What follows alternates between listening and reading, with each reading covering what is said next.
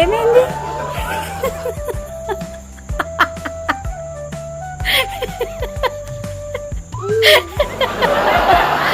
ఏమైంది? భయపడ్డావా? భయపడ్డావా? అలిగావా? ఎందుకు కొట్టినా? ఎందుకు కొట్టినా?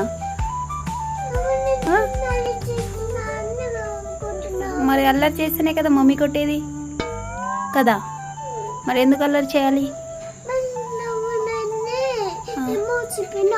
ఏం చెప్పినా?